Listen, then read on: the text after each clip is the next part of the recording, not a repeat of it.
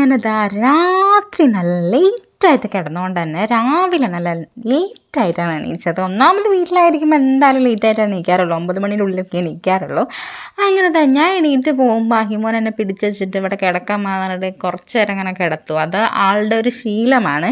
ഞാൻ എണീറ്റ് അഥവാ ഞാൻ എണീറ്റ് പോരുകയാണെങ്കിൽ തന്നെ അത് ഇവിടെ അരീക്കോട് നിന്നാണെങ്കിലും എൻ്റെ വീട്ടിൽ നിന്നാണെങ്കിലും എണീറ്റ് പോരുകയാണെങ്കിൽ തന്നെ ആളൊരു കുറച്ച് നേരം കൂടിയൊക്കെ കിടക്കുള്ളൂ. ഞാൻ എണീറ്റ് കഴിഞ്ഞാൽ പിന്നെ വേഗം എണീക്കാൾ, പിന്നെ അങ്ങനെ കിടക്കില്ല. അങ്ങനെ നമ്മളിതാ എണീറ്റു, ബ്രഷൊക്കെ ചെയ്തു.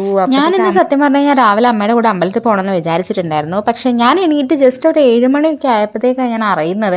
അപ്പം ഞാൻ വന്ന് നോക്കുന്ന സമയത്ത് അമ്മ പോയിട്ടുണ്ട്. അപ്പം പിന്നെ വെറുതെ നേരത്തെ എണീറ്റിട്ട് കാര്യമില്ലല്ലോ. അപ്പം ഞാൻ വീണ്ടും പോയി കിടന്നതാണ്. അപ്പം രാവിലെ തന്നെ അമ്മ പോകുന്ന സമയത്ത് അമ്മ എല്ലാം സെറ്റാക്കിയിട്ടാണ് പോകാറുള്ളത്. അമ്പലത്തിലാണ് പോകുന്നതെങ്കിലും വന്നിട്ടാണ് ഫുഡൊക്കെ വെക്കാറുള്ളത്. പക്ഷേ തളിയിലാണ് പോയിരിക്കുന്നത്, അതുകൊണ്ട് തന്നെ എല്ലാം സെറ്റാക്കിയിട്ടാണ് പോയിട്ടുണ്ടായിരുന്നത്.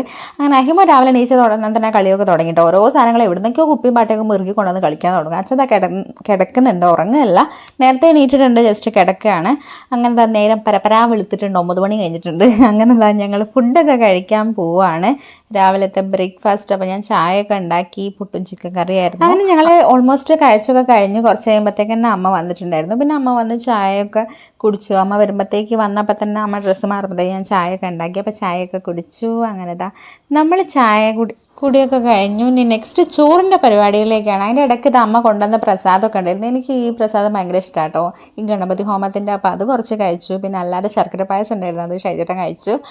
അങ്ങനെ നമ്മൾ ഇനി ഉച്ചത്തെ പരിപാടികൾ ഒക്കെ കഴിഞ്ഞതിന് ശേഷം നമുക്ക് ഉച്ചത്തെ ലഞ്ച് വരുന്നത് ഇതൊക്കെയാണ്. അതായത് നമ്മുടെ ചീര ഉപ്പേരിയാണ്, ചുവന്ന ചീര ഉപ്പേരിയാണ്. അതുപോലെ തന്നെ സ്രാവിൻ്റെ കറിയാണ് കേട്ടോ. കുറേ ആയി ഇപ്പോൾ സ്രാവിൻ്റെ കറി കൂട്ടിയിട്ട്. എനിക്ക് ഭയങ്കര ഇഷ്ടപ്പെട്ടൊരു കറിയാണ് കേട്ടോ. ഈ കല്യാണ വീടുകളിലൊക്കെ ഉണ്ടാകുന്ന കറി അത് വേറെ തന്നെയാണ്. സ്രാവിൻ്റെ അതൊന്നും ഇപ്പോൾ കിട്ടാൻ തന്നെ ഇല്ല. അപ്പോൾ ഞാനിതാ കുറച്ച് സ്രാവിൻ്റെ കറിയും, പച്ചക്കറി വേറെ ഉണ്ടായിരുന്നു. ഷൈജറിന് പച്ചക്കറിയും ചിക്കൻ പൊരിച്ചതായിരുന്നു. അപ്പോൾ പച്ചക്കറിയും ഞാൻ എടുത്തിട്ടില്ല. എനിക്ക് മീൻകറി ഉണ്ടെങ്കിൽ മീൻകറി തന്നെ ധാരാളമാണ്. അപ്പോൾ ഞാനും അമ്മയും അച്ഛനും കൂടി ഒന്നിച്ചാണ് കഴിച്ചിട്ടുണ്ടായിരുന്നത്. ഏട്ടനും ഷൈജേട്ടനും വാവസൊക്കെ അതിന് മുന്നേ കഴിച്ചിട്ടുണ്ടായിരുന്നു.